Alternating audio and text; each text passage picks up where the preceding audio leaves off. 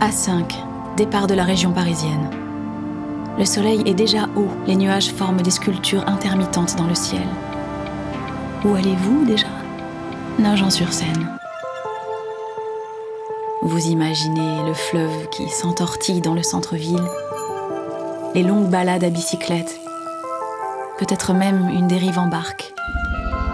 Mais vous a-t-on déjà conté l'histoire du géant de pierre qui hantait l'esprit de Camille Claudel ? L'histoire d'un bon père, de 3 anges gardiens et d'un géant de pierre prêt à tout pour libérer la jeune fée d'une mère acariâtre.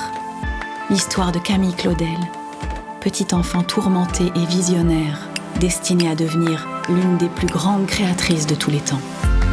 Chaque histoire commence quelque part. Chaque voyage a son point de départ.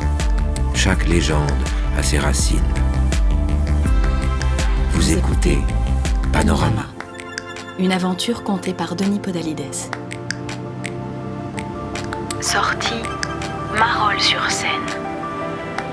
Camille et le géant de pierre.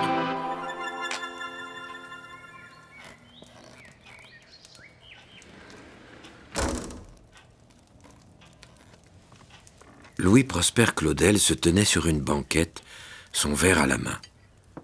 Il tentait désespérément d'animer la conversation. Il parla des voisins, d'une mauvaise transaction, il posa des questions, resservit leur verre. Mais de plus en plus nerveux, il se leva pour approcher du centre de la pièce. Une forme indistincte, cachée d'un chiffon blanc, reposait sur une sellette. Louis Prosper fit le tour du volume, il agita ses bras. Camille, sa fille aînée, s'était mise à la sculpture à l'âge de 7 ans, et son travail, d'après lui, n'était pas sans mérite.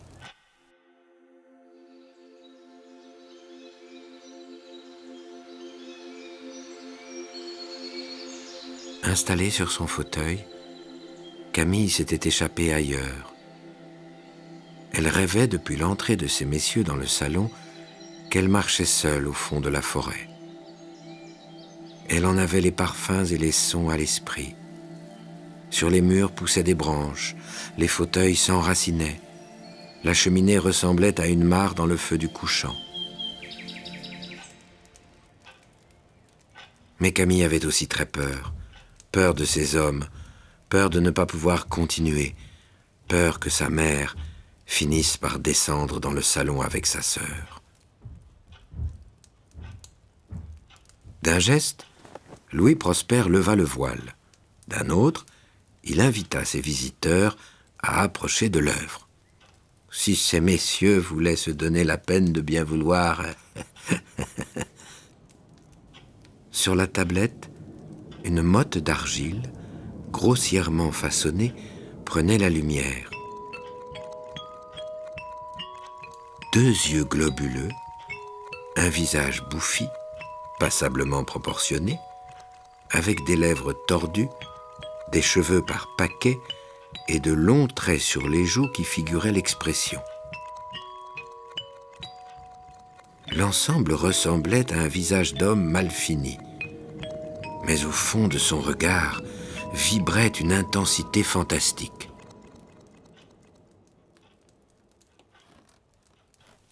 Voilà! Les 3 maîtres approchèrent de la sculpture. Un siècle de marbre et de bronze tournait autour de cette tête qu'avait façonnée sa fille.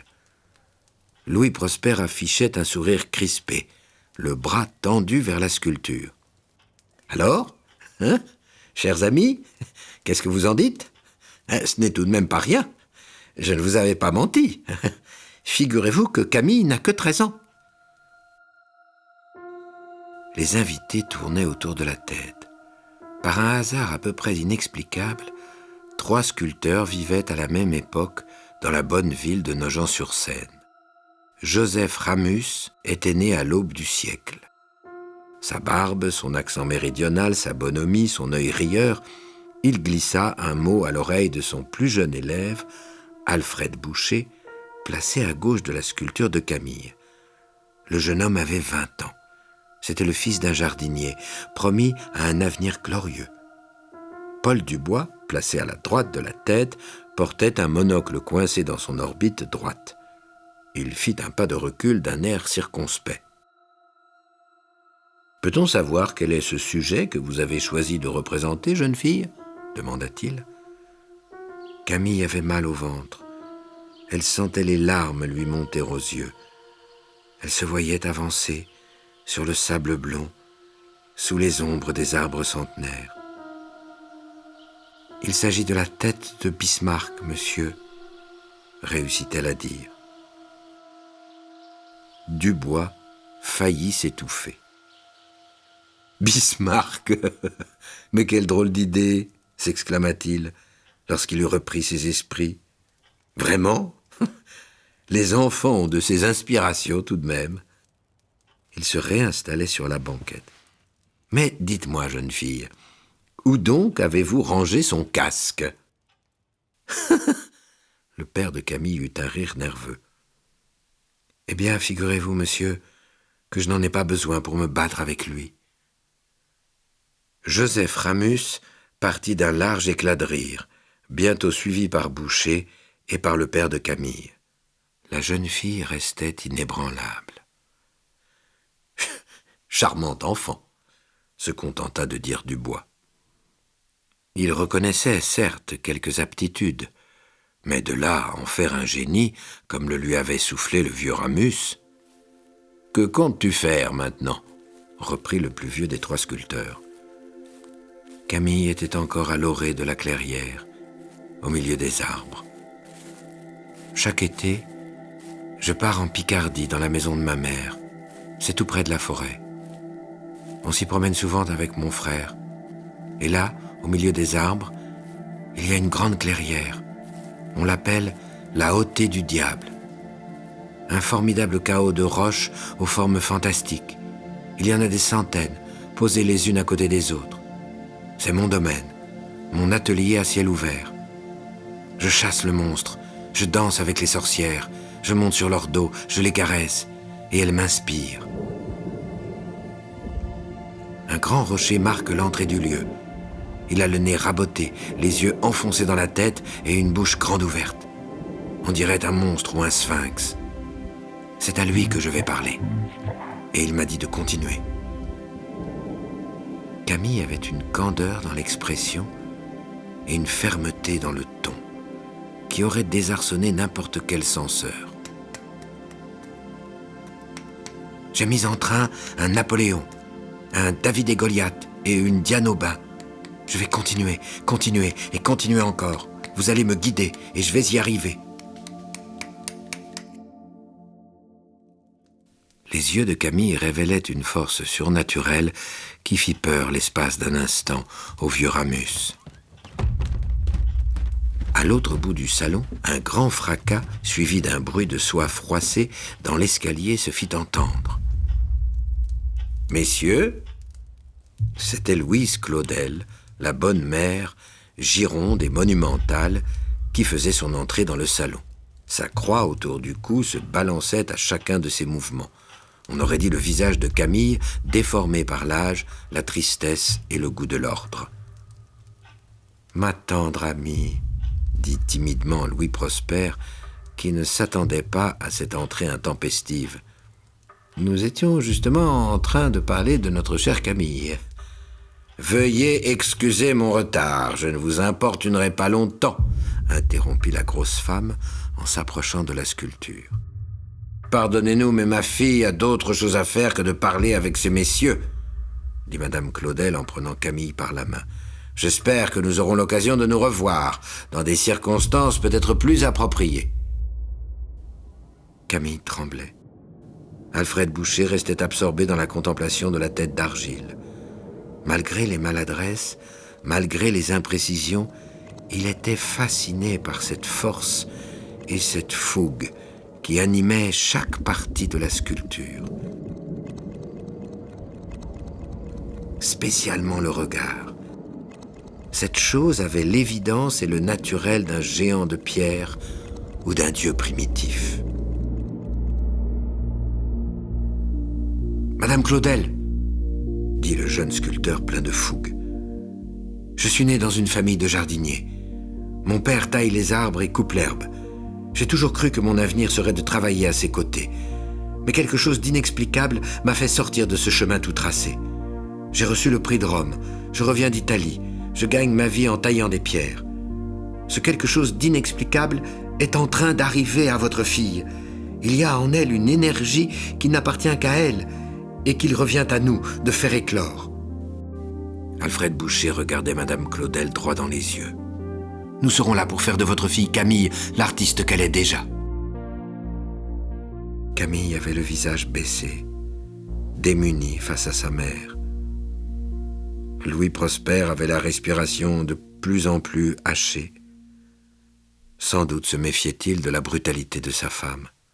« L'art est sans doute une très bonne chose, monsieur. Je considère pour ma part que la place d'une jeune fille n'est pourtant pas parmi les élèves des beaux-arts, dont la réputation, sans vouloir vous offenser... » Louis Prosper regardait alternativement sa femme et sa fille. Toute sa vie, il avait suivi la dure loi de son épouse. Toute sa vie, il avait hoché la tête et obtempéré. « Ma chère Louise, dit-il d'un ton douceâtre, je crains qu'il y ait méprise. Il ne s'agit nullement d'une quelconque école ou d'un changement de vie.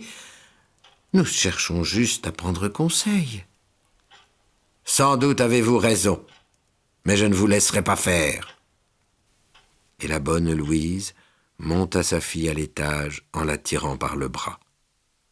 « Veuillez l'excuser, » souffla le père. « Sous ces aspects un peu durs se cache une âme très sensible, et je ne doute pas que nous trouvions les moyens de prodiguer à Camille l'enseignement qu'elle mérite. »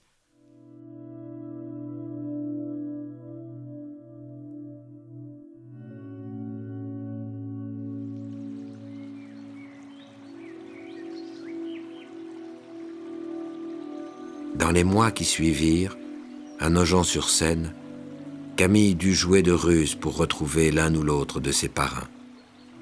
Mais 2 ans plus tard, la famille suivait le père nommé à Vassy, puis à Rambouillet et Compiègne. L'objectif était d'atteindre Paris, où Louis Prosper installa son épouse et leurs 3 enfants en 1881. Camille retrouva alors Alfred Boucher, qui lui fit bientôt rencontrer Auguste Rodin. 4 ans plus tard, Camille exposait ses premières œuvres au Salon des artistes français. Elle s'était défaite de l'emprise de sa mère. Son talent fascinait, sa carrière était lancée. Mais l'ombre du grand sphinx de la Hauteur du diable, qu'elle tentera d'exorciser jusqu'à la folie, planera sur elle jusqu'au bout.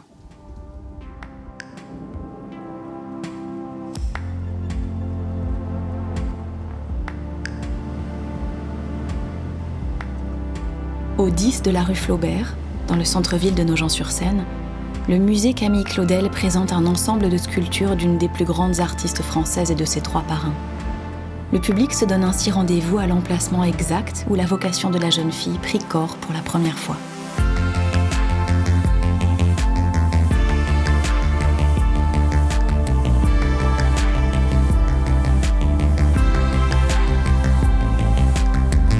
Amoureuses éperdues, Chevaliers illustres, créatures fantastiques, leurs vies légendaires ont marqué les paysages que vous traversez et laissé leur empreinte dans le cœur des hommes et des femmes qui s'y sont aventurés.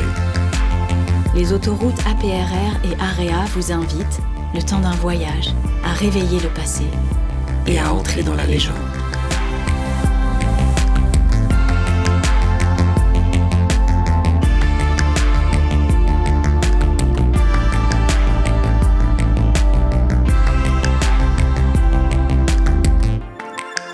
Vous avez écouté Panorama, avec les voix de Denis Podalides de la Comédie Française et Juliette Roudet. Texte, Aram Kebabjian. Musique, Germain Calsou et Charles Dolé. Réalisation, Anna Bui. À bientôt pour explorer d'autres itinéraires et d'autres légendes.